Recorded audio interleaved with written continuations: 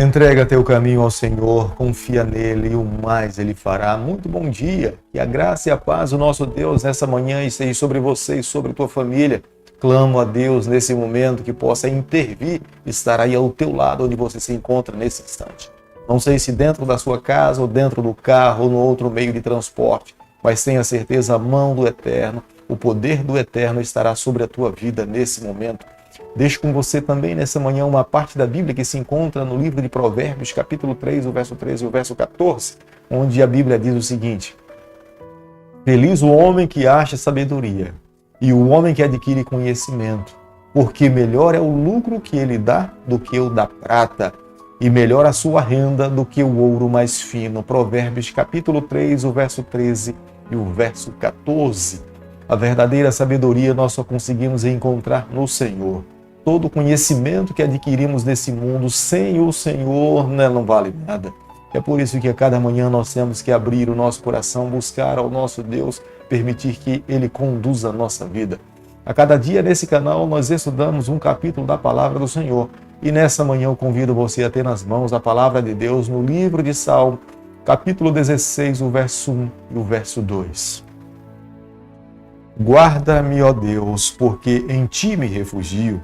Digo ao Senhor, tu és o meu Senhor, outro bom não possuo, senão a ti somente. O capítulo 16, que é o capítulo que nós estaremos estudando nessa manhã, embora seja um canto de Davi, mas é um salmo messiânico. Davi profeticamente falava a respeito da vida do Messias a essa terra. Nos primeiros versículos nós nos deparamos Davi como se estivesse desenvolvendo um diálogo com Deus. Mas a partir do verso 8 é como se ele saísse da primeira pessoa e inserisse a segunda pessoa, revelando verdadeiramente quem é o Salvador desse mundo. O próprio livro de Atos ele faz a confirmação que essa segunda pessoa pela qual Davi se refere no capítulo 16 é de fato a pessoa de Jesus Cristo. Davi claramente conseguia enxergar que a sua geração era uma geração corrupta, era uma geração que tinha dado as costas para as verdades divinas, era uma geração que estava disposta a viver os seus próprios sonhos, completamente contrário do Messias que veio aqui a essa terra e viveu os sonhos e os propósitos do seu Pai. Jesus viveu nessa terra, mas em nenhum momento ele se contaminou com o pecado. Jesus vivia os ideais de Deus para resgatar um mundo que estava completamente inserido no pecado. É por isso que entendemos perfeitamente que o livro de Salmos é um livro profético. As suas profecias se cumpriram. É por isso que nós entendemos que o livro de Salmos é um livro profético. Na plenitude do tempo, Jesus Cristo veio aqui a essa terra, morreu morte de cruz para nos dar o direito da vida eterna. O Salmo 16 é um canto onde Davi expressa sua verdadeira segurança em Jesus Cristo. Ele sabia que nenhum outro poderia lhe trazer paz, segurança, conforto e alegria e salvação. Embora vivesse momentos difíceis nessa vida, mas ele jamais iria encontrar verdadeira segurança se não fosse no Senhor. É por isso que ele compõe um canto com o intuito de cantar e expressar o que estava no mais profundo do seu coração. É da natureza humana fazer planos e depois que fazemos os nossos planos, pedirmos a Deus que abençoe os nossos planos. Mas o pensamento do rei Davi no capítulo 16 é que primeiramente nós deveríamos consultar ao Senhor, abrir o nosso coração, elaborar os planos ao lado do Senhor e então agora, tendo a bênção de Deus, desenvolvermos os seus planos. Nada melhor para a nossa vida do que quando nós sonhamos e depois então descobrimos que os nossos sonhos são os sonhos do Senhor. Difícil é viver uma vida onde nós descobrimos que os nossos sonhos não são os sonhos de Deus e mesmo assim nós queremos viver os nossos sonhos. Isto é viver uma tristeza nessa terra. Quando nós colocamos a nossa vida nas mãos de Deus, é fácil tomarmos decisões, é fácil fazermos escolhas, porque é Ele mesmo que vai nortear a nossa vida, é Ele que vai nos ensinar o caminho que nós devemos fazer. A comunicação com Deus, desenvolver um relacionamento sólido com Deus, só de fato irá fortalecer a nossa trajetória nessa vida. Quanto mais forte nós estivermos ligados ao Senhor, mais facilmente nós saberemos a vontade de Deus para nós. Quanto mais distante do nosso Deus, mais dificuldades nós teremos para entender o plano do Senhor para a nossa vida. Aos olhos de Davi, Deus não era um ser abstrato, é um ser real, um ser pessoal, um ser pelo qual ele poderia depositar a sua vida completamente nas mãos do Senhor, onde, nos momentos difíceis da sua trajetória, esse mesmo Deus iria intervir ao seu favor. Pensar dessa forma não era um meio de frear o pecado, mas era um meio de desenvolver um relacionamento. Era uma forma pela qual ele tinha plena certeza de andar no vale da sombra da morte, porque ele tinha plena convicção que Deus estava ao seu lado. No versículo 10 do capítulo que nós estamos estudando nessa manhã, nós encontramos a palavra alma.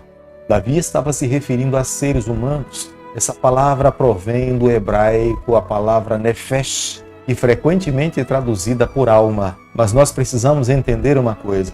Há muitas pessoas que, quando fazem a leitura da Bíblia e se deparam com esse termo alma, em especial no livro de Salmos, começam a imaginar que o rei Davi estava se referindo a uma pessoa que tinha morrido e essa alma tinha saído do corpo e ela passava a transitoriar sobre essa terra. Mas eu preciso nessa manhã falar para você que este não era o pensamento de Davi. Essa palavra é empregada para um ser humano. Essa palavra é empregada para aqueles que vivem. Está dentro do mesmo contexto quando nós nos voltamos lá para o livro de Gênesis e vemos Deus criando todas as coisas e criou o ser humano. E o ser humano se tornou uma alma vivente. É o que a língua hebraica nos ensina, que quando o livro sagrado está se referindo à alma, está se referindo a um ser humano. O que Davi não alcançou nessa vida, o segundo Davi, Jesus Cristo, alcançou. Jesus Cristo alcançou a imortalidade. Jesus Cristo alcançou viver uma vida perfeita. Embora o primeiro Davi almejasse tudo isso, ele não conquistou. Mas o segundo Davi, Jesus Cristo, esse alcançou e viveu todos os parâmetros da lei.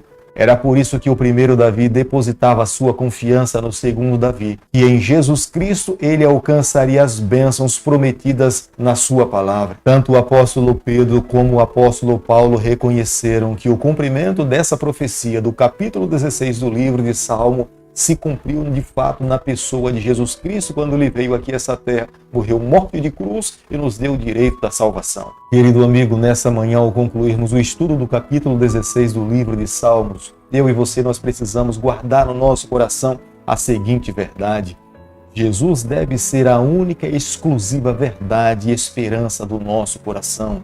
Nós não podemos trocar a esperança desse mundo pela esperança eterna do nosso Salvador, Jesus Cristo. Nós precisamos desenvolver um relacionamento tão sólido com o nosso Salvador Jesus Cristo, ao ponto que no momento em que formos tentados e tivermos que tomar decisões, qual a esperança que deve conduzir a nossa trajetória, nós não podemos ter dúvidas. Temos que escolher o Senhor. Temos que permitir que Ele conduza na nossa vida. Devemos permitir que Ele se assente no trono do nosso coração para que alcancemos a vitória. Em Jesus Cristo nós encontramos esperança para a nossa vida. Em Jesus Cristo nós encontramos salvação. Em Jesus nós encontramos tudo aquilo que nós precisamos para viver uma vida feliz. Somente Jesus pode satisfazer completamente todos os anseios da alma de uma pessoa. Se nós não buscarmos ao Senhor, tudo aquilo que nós experimentarmos nessa terra, nada será suficiente para nos trazer a verdadeira paz, a verdadeira alegria para vivermos uma vida feliz. Querido Pai, nas Suas mãos, nessa manhã nós nos colocamos. Queremos ser do Senhor por toda a nossa vida. Fica conosco no decorrer desse dia. Nos toma nas Suas mãos. Perdoa os nossos pecados. Nós oramos, nós pedimos e o fazemos em nome de Jesus. Que o Senhor te abençoe e te guarde. Que Ele faça resplandecer o seu rosto sobre você. Que Ele tenha misericórdia de você. Que sobre você nessa manhã Ele levante seu rosto e conceda a sua paz em nome de Jesus. Amém.